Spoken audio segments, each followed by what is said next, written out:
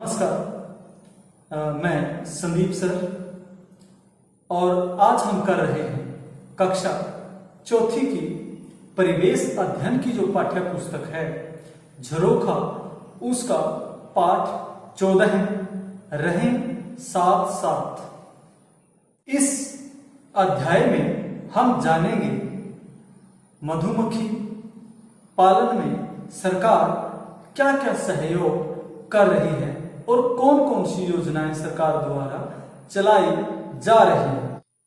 फसलों के साथ अपनाए जाने वाले अन्य व्यवसाय कौन कौन से हैं, मधुमक्खी पालन कैसे शुरू करें और इसके लिए हमें क्या क्या चीजों की जरूरत होती है, कि शहद कैसे बनाती है और मेहनती चींटियां और उनके समूह के बारे में, हाथियों के झुंड और जंगलों के काटने से उन पर पड़ने वाले प्रभावों के बारे में, नील गायों के समूह के बारे में, भेड़ों के झुंड के बारे में, जानवरों के झुंड में रहने के क्या फायदे और क्या नुकसान हो सकते हैं, इसके बारे में भी आज हम जानेंगे। और हमें भी एक साथ मिलकर समूहों में रहना चाहिए और एक दूसरे का सहयोग करना चाहिए। मधुमक्खी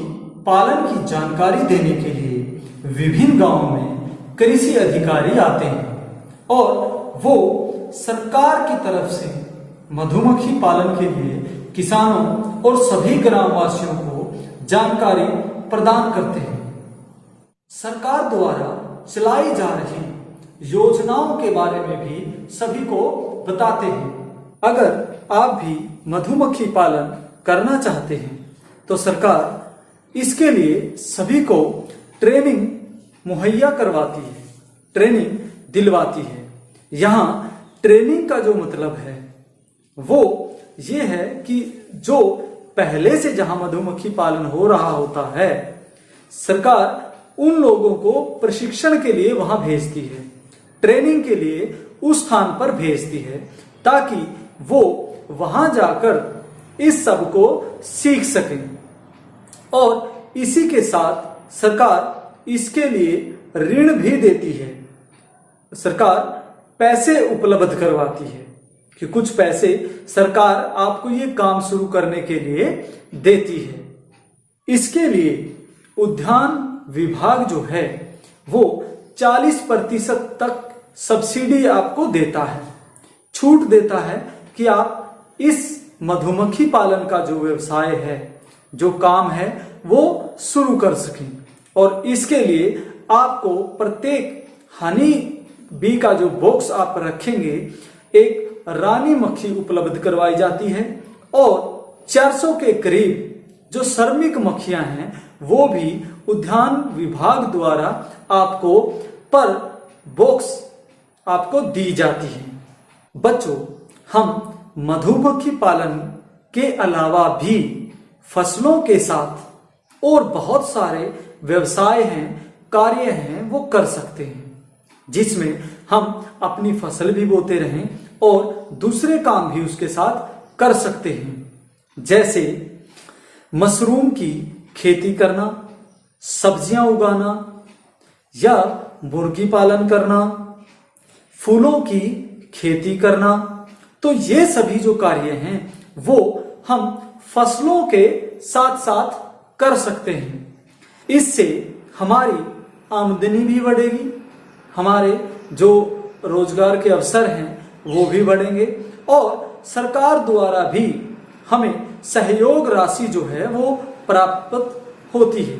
अब हम देखेंगे कि हम मधुमक्खी पालन किस प्रकार शुरू कर सकते हैं। सबसे पहले इसके लिए हमें कुछ लकड़ी के डिब्बों की जरूरत होती है, जिसे हम बाजार से खरीद सकते हैं। इन डिब्बों की जो कीमत है वो 3000 रुपए तक होती है और हम अपना काम जो है वो 10 डिब्बों से भी शुरू कर सकते हैं।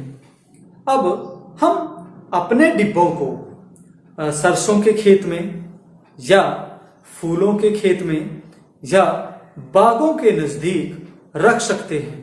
प्रत्येक डिब्बे को रखने के लिए हमें 5 से 10 मीटर का फासला रखना चाहिए। हमें चीनी का घोल भी तैयार रखना चाहिए ताकि यदि मधुमक्खियों को फूलों का रस जो है वो प्राप्त ना हो तो मधुमक्खियां इस रस को, जो चीनी का घोल होता है, उसे अपने भोजन के लिए प्रयोग कर सकती हैं।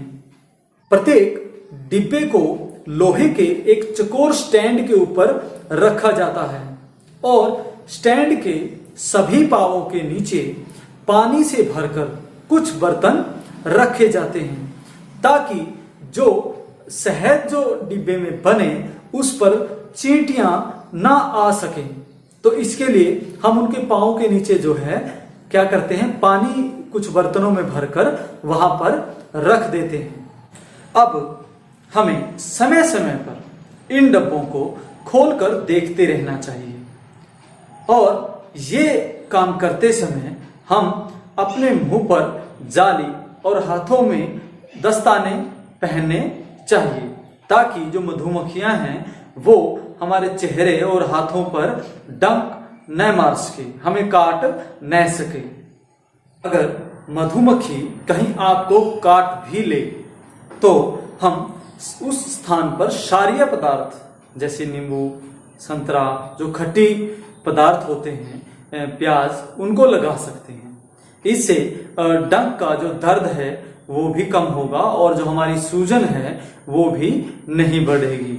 तो इससे हम अगर वैसे भी काट जाए तो इसका प्रयोग कर सकते हैं। अब डिब्बे के अंदर जिस फ्रेम में शहद अधिक हो उसे हम निकाल कर देखेंगे और उस पे से मक्खियों को झाड़कर शहद को निकालने के लिए मशीन में डाल देते हैं जिससे हम शहद को प्राप्त कर सकें। अब हम देखेंगे कि मशीन द्वारा शहद कैसे निकाला जाता है। और यही मशीन है शहद निकालने की। इसी में भी सारे छत्तों को डालेंगे और 1 बाय 1 शहद निकालेंगे। छत्ते को छीला जाता है जिससे शहद निकालना है। ये देखिए आप लोग, इसको आसानी से ऊपरी परत जो है छील कर निकाल देंगे चाकू से। ये देखिए मशीन में इसे हमने डाल दिया। ये देखिए, अब देखिए आप मशीन चारों तरफ सब जी साफ है एकदम। मशीन में कोई गंदगी नहीं। मशीन में कोई भी गंदगी नहीं है, बिल्कुल शुद्ध है, साफ है। आप लोगों को दिखाना चाहेंगे हम। अब आप हंडी चलाइए और जो है ये देखिए दीवार पे शहद सब जाएगी। जी जी, दीवार की शहद नीचे भी जाएगी।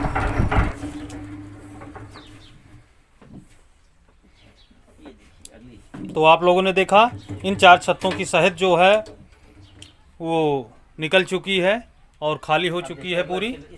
और अब इसी प्रकार धीरे धीरे हम शहद को इकट्ठा करके इसे बाजार में भी बेच सकते हैं। साथ ही अब हम जानेंगे कि मधुमक्खियां जो हैं वो शहद किस प्रकार से बनाती हैं।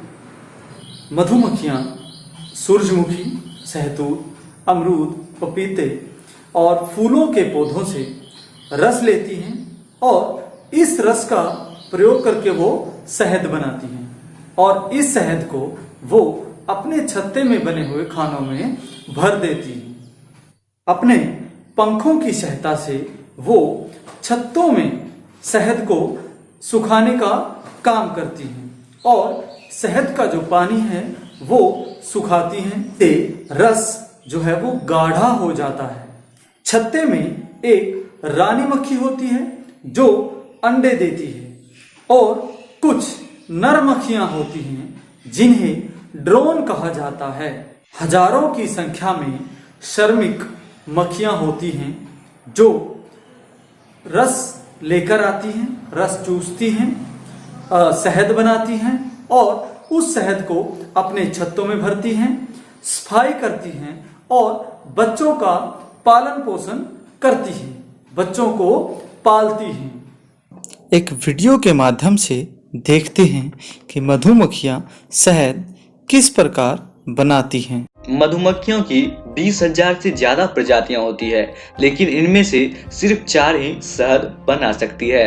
एक छत्ते में 20 से 60,000 मादा मधुमक्खियां, कुछ 100 नर और मात्र एक ही रानी मधुमक्खी होती है। इसका छत्ता मोम से बना हुआ होता है जो इनके पेट के ग्रंथियों से निकलता है। मधुमक्खी धरती पर अकेली एक ऐसी कीट है जिसके द्वारा बनाया गया भोजन मनुष्य द्वारा खाया जाता है और उसका नाम शहद है। केवल मादा मधुमक्खी ही शहद बना सकती है और डंक भी मार सकती है। नर मधुमक्खी, जिसे कि ड्रोन्स कहा जाता है,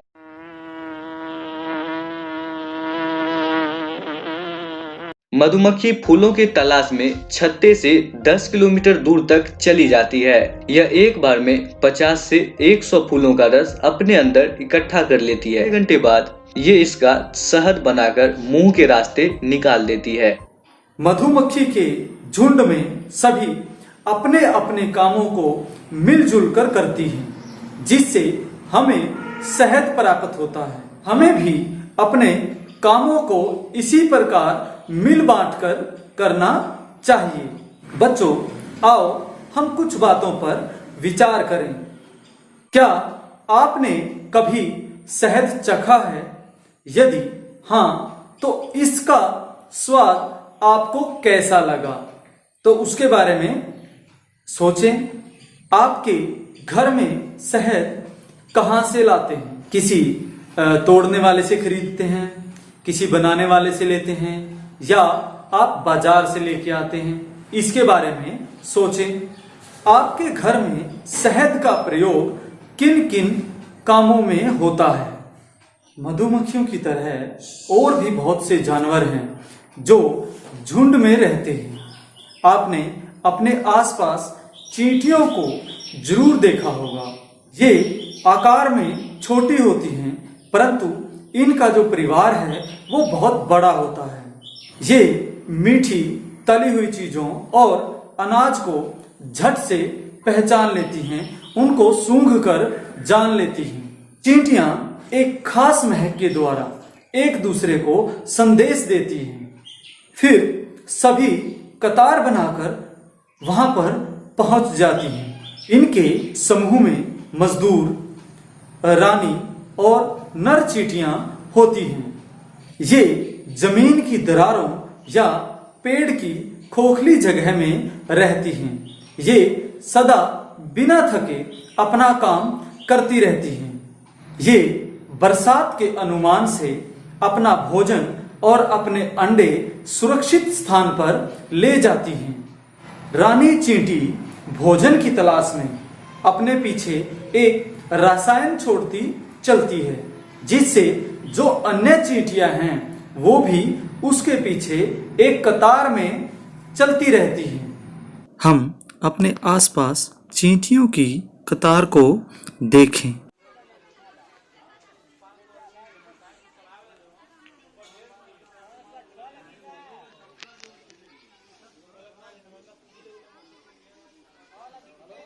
क्या आप जानते हैं कि जंगल का सबसे बड़ा जानवर भी अपने परिवार के साथ एक झुंड में रहता है? जी हाँ, बिल्कुल सही पहचाना, हाथी। हाथी भी अपने परिवार के साथ जो है एक झुंड में रहता है। इनके परिवार में कुछ हथनियां और बच्चे भी रहते हैं। इन्हें तालाब में नहाना और मिट्टी से खेलना बहुत अच्छा लगता है। इनकी सूंड इतनी मजबूत होती है कि ये घास और तिनके भी उठा सकते हैं और पेड़ों को भी उखाड़ सकते हैं। कई जगह पर उन्हें भार ढोने के लिए भी प्रयोग किया जाता है। इसके लिए उन्हें पाला जाता है। झुंड में जो सबसे ज्यादा उम्र की हथनियां होती हैं वो झुंड में सबसे आगे चलती हैं और सब उसका कहना मानते हैं। बच्चों, हमें भी अपने परिवार के साथ मिलजुल कर रहना चाहिए और अपने से बड़ों का कहना मानना चाहिए। आजकल जंगलों की कटाई के कारण हाथियों के जो रहने का स्थान है वो कम होता जा रहा है। हम आए दिन टीवी और अखबार में, समाचारों में देखते हैं कि हाथियों का झुंड जो है वो रेल की पटरियों पर आ गया है या सड़कों पर देखा गया है। वीडियो के माध्यम से हम हाथियों को देखेंगे।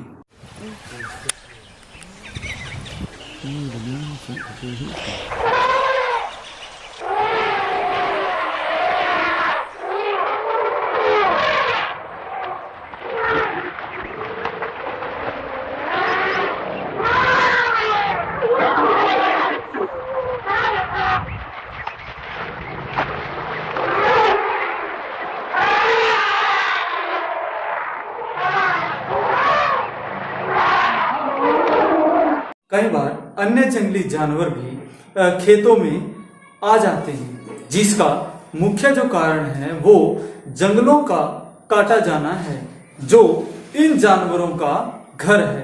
एक ऐसा जानवर भी है जो समूह में देखा जाता है और किसानों की फसलों को चट कर जाता है। इसे वनों के आसपास खेतों में देखा जा सकता है। इसे नील गाय कहते हैं। इसे गाय की बहन भी कहा जाता है। इसे किसानों का दुश्मन समझा जाता है, क्योंकि ये किसानों की फसल नष्ट कर देते हैं। इनके झुंड में लगभग 10 से 12 मादा गायें और बच्चे होते हैं। मादाएं मिलकर बच्चों को पालती हैं और बच्चे किसी भी नील गाय का दूध पी सकते हैं। नील गाय अपने झुंड की सुरक्षा करने के लिए और अपने बच्चों की रक्षा करने के लिए पीठ सटाकर एक दूसरे के साथ सोती हैं और झुंड का एक सदस्य खड़ा रहकर पहरा देता है कि कोई शत्रु या कोई अन्य जानवर दूर से ना आ रहा हो।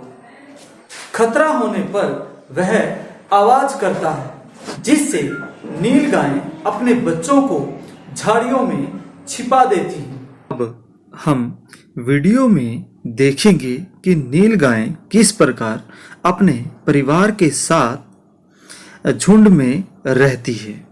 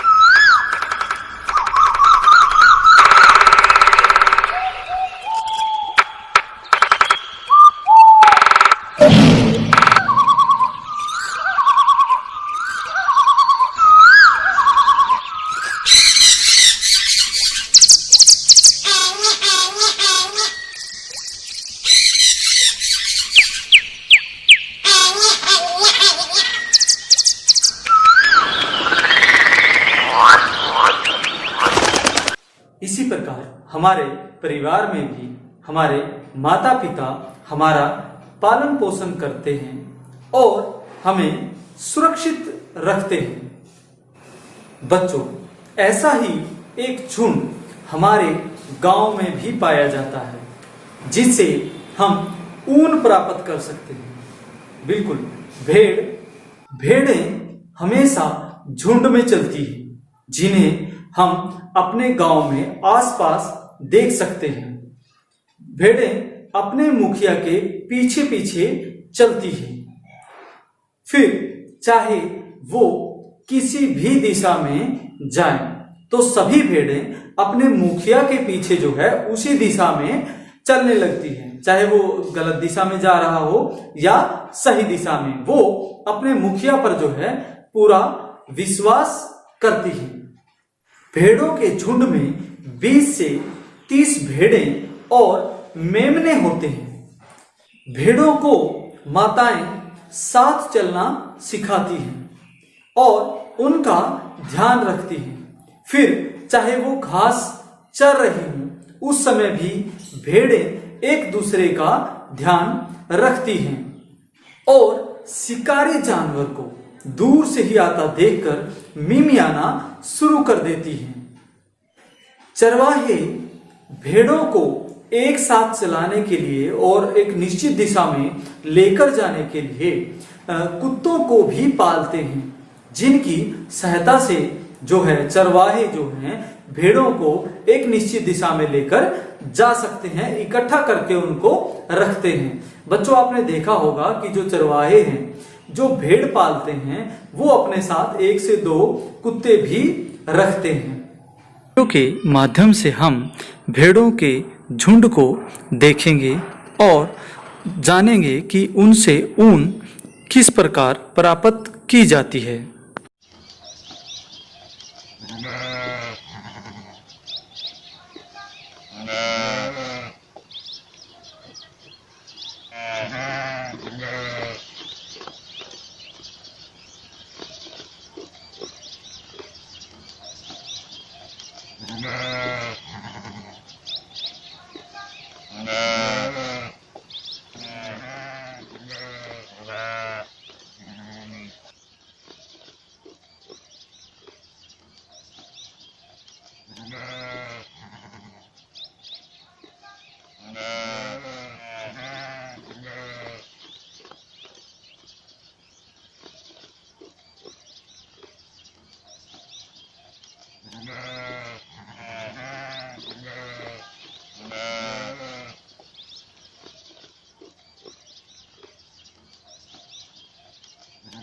ऐसे बहुत सारे जानवर हैं जो झुंड में रहते हैं और अपने झुंड की रक्षा करते हैं और अपने झुंड के लिए मिलकर काम करते हैं। बच्चों, मधुमक्खियां, चींटियां, हाथी, नीलगाय और भेड़ों के अलावा भी ऐसे बहुत सारे जानवर हैं जो झुंड में रहते हैं। तो आप उनकी पहचान करें और उनके बारे में जानें। कुछ ऐसे जानवर भी होते हैं जो अकेले रहते हैं, जैसे कुत्ता, बिल्ली। ये जानवर हमेशा अकेले रहना पसंद करते हैं। इनके बारे में जानें कि क्या ये भी अपना भोजन इकट्ठा करके रखते हैं या एक दूसरे के साथ मिलकर काम करते हैं। तो इनके बारे में भी आप पता करें। अब हम जानेंगे कि जो जानवर झुंड में रहते हैं उनके क्या लाभ उनको होते हैं और क्या समस्याएं उनके साथ आती हैं। झुंड में रहने के फायदे, तो जो प्राणी जिनकी अभी हम बात कर चुके हैं, जो झुंड में रहते हैं, तो उनको क्या लाभ या फायदा होता है, तो इसी में हम देखेंगे कि जैसे झुंड में रहने वाले जो जंतु हैं या जानवर हैं वो सभी क्या करते हैं, मिलकर काम करते हैं। वो अपने काम को एक दूसरे के साथ बांटकर करते हैं। झुंड में रहने वाले जो जंतु हैं, जो जानवर हैं, उनके लिए अपने बच्चों का पालन पोषण करना, उन्हें पालना आसान हो जाता है। मिलकर काम करने से काम जल्दी और आसानी से होता है।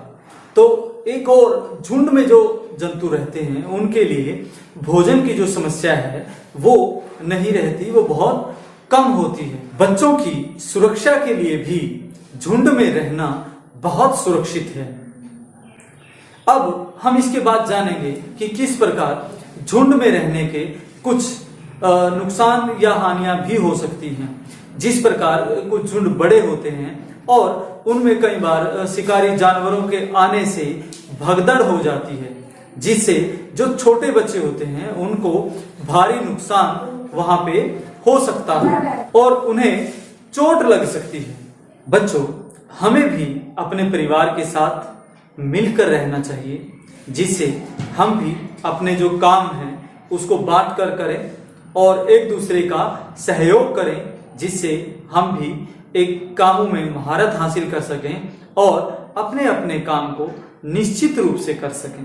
आज रहें साथ साथ पाठ के आधार पर हमने जाना कि कुछ जंतु जो हैं अपनी सुरक्षा के लिए, अपने भोजन के लिए झुंड में रहते हैं, समूह में रहते हैं और एक साथ मिलकर काम करते हैं। तो बच्चों, हमें भी इनसे यही सीख लेनी चाहिए कि हम भी अपने समाज और अपने आस पड़ोस और अपने परिवार के साथ मिलकर रहें और मिलकर काम करें। तो इसी के साथ थैंक यू, धन्यवाद।